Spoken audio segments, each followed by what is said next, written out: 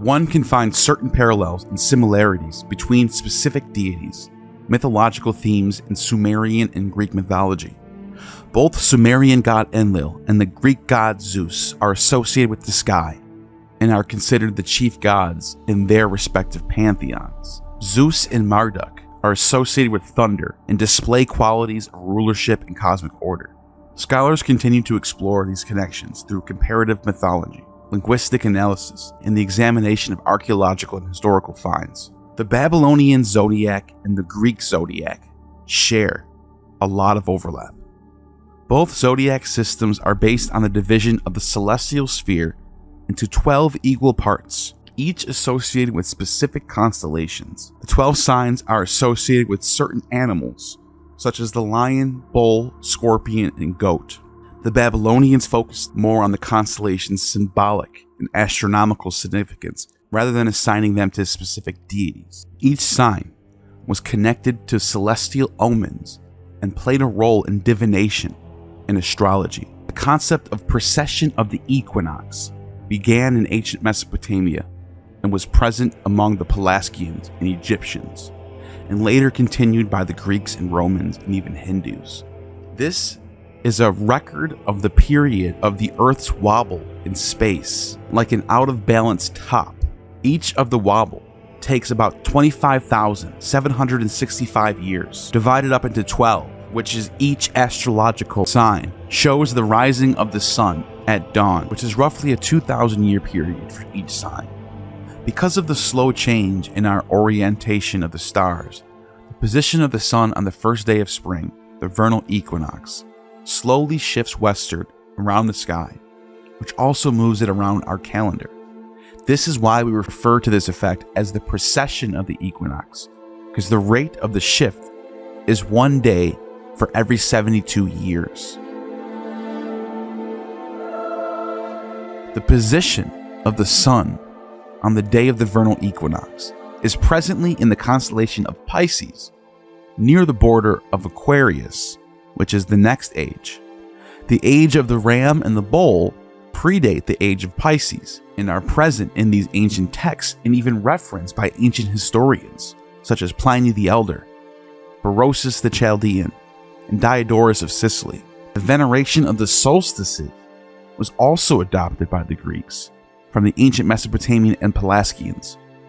Various ancient Greek calendars, such as the Attic calendar, show similar lunar cycles and start the New Year's during the spring rather than the winter, which is what the Babylonians and Sumerians also did. It is not until Julius Caesar adopts the solar calendar from the Egyptians in the 1st century BCE that this was changed. The Greek zodiac incorporates many elements from the Babylonian zodiac. For example, Aries is associated with the ram, and Taurus with the bull, Leo with the lion, and having 12 divisions such as the Babylonians. This allotment of the heavens as a calendar for measuring time plays into the base 60 counting system that was established by the Sumerians and adopted by the Greeks, and is still universally used in the world today.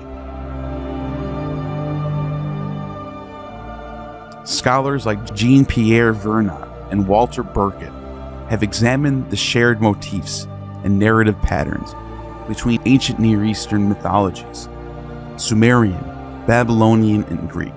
They explore the archetypal themes and symbols that appear across different mythologies and potential cultural connections that could have contributed to these similarities. These scholars argue that the ancient civilizations had contact and cultural exchanges, which could have led the dissemination and adaptation of mythological ideas. They propose that certain mythological motifs or figures might have been shared or influenced one another. The Greeks adopted and incorporated many of these Babylonian constellations into their own zodiac system. The constellation Taurus, who represents the bull, is associated with the divine bull that plays a significant role in Babylonian mythology, but later including the story of Zeus and Europa. Leo, the constellation of the lion, is also a Babylonian constellation, associated with the Nemean lion, a formidable beast in Greek mythology that Heracles defeats in one of his 12 labors. Scorpius represents the scorpion, recognized by the Babylonians. Scorpius is the one that stings Orion, leading to his death. The Babylonians knew this myth as the shepherd of Anu, the heavenly shepherd in the late Bronze Age, associated with the constellation of Anu, the god of the heavenly realms that I've mentioned. Egyptians associated with this constellation Osiris. Orion was identified with Unas, the last pharaoh of the 5th dynasty, who is said to have eaten the flesh of his enemies and devoured the gods to become great and bring inheritance of his power. According to this myth, Unas travels through the sky to become the star Orion. This myth passed down from the Sumerians, from the constellation Ur-Anana, Orion, meaning the light of heaven, Ur-Anu.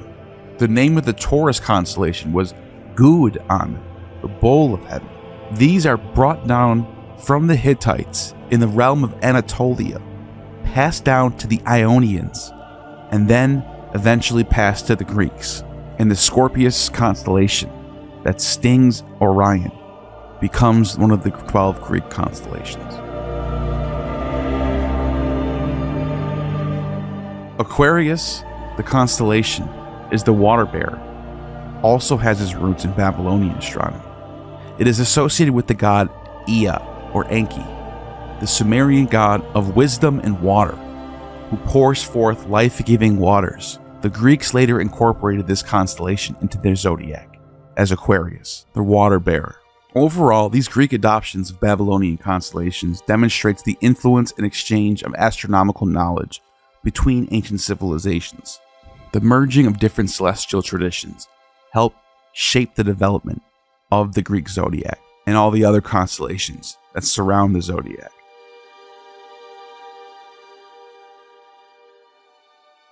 In Persian mythology, Ahura Mazda, the Zoroastrian deity, like Anu, is also considered powerful and significant, and the creator of heaven and earth. Ahura Mazda is depicted almost identical like Anu in his rock carvings, both shown with wings in the sky. Ahura Mazda is the supreme god of Zoroastrianism, represents the forces of good, light, and truth, wisdom, creation, moral cosmic order. These similarities between Sumerian Anu and Persian Ahura Mazda lie in their roles as the supreme deities within their respective pantheons. Both Anu and Ahura Mazda are regarded as the highest ranking gods. They occupy a position of supreme authority and rulership. Ahura Mazda, associated with the celestial realm, is described as the titan of wisdom, maintains the cosmic order, upholding divine laws that govern the universe, just as Anu does. And they are depicted as wise and just figures who ensure harmony and stability of the world.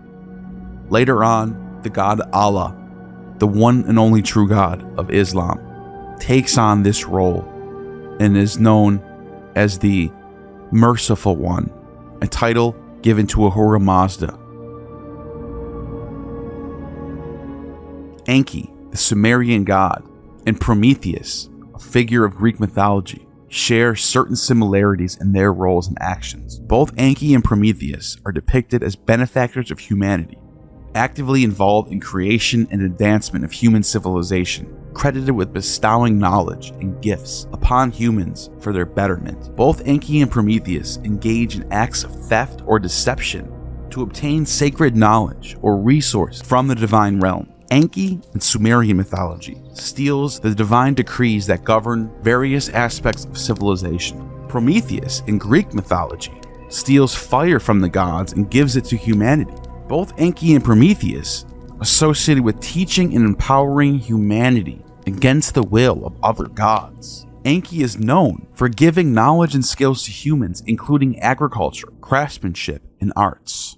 Prometheus, through the gift of fire, enables human progress, providing them with the means to survive, metallurgy, alchemy, medicine, technology, and an advancement of civilization. Both Enki and Prometheus challenge divine authority and face repercussions for their actions, willing to sacrifice themselves for the betterment of humankind. Enki's actions in bestowing knowledge and power to humans can be seen as defying the established divine order laid down by Anu, while Prometheus' acts of stealing fire and sharing it with humanity defies the will of the Olympians and leads to his punishment. Both have the symbolism of sacrifice for the sake of humanity. Enki willingly sacrifices himself to heal the world and restore order. Prometheus endures eternal punishment for his actions, but does so in defiance of the gods' unjust treatment of humans. Both Enki and Prometheus are associated with saving humanity from a catastrophic flood in their respective myths. In the Sumerian story, known as the Eridu Genesis, which tells how Enki, the god of wisdom and water, warns a man named Ziostra about an impending flood. Enki advises Ziostra to build a large boat similar to the biblical Noah's Ark and gather various living creatures to preserve them. When the flood arrives, Enki helps Ziostra and his family survive by sealing the door of the boat and protecting them from the wrath of the gods. After the flood subsides, Enki grants him eternal life, making him the last survivor of the flood. Prometheus plays that role in the story of Deucalion and Pyrrha, who are Greek equivalents of Noah and his wife. According to the Greek flood myth, Zeus, like Enlil, decides to destroy humanity with a flood due to their wickedness. However, Prometheus, who is known for his cunning and sympathy for humans, warns his son Deucalion about this impending catastrophe. Following Prometheus' guidance, Deucalion and his wife Pyrrha build an ark and survive the flood.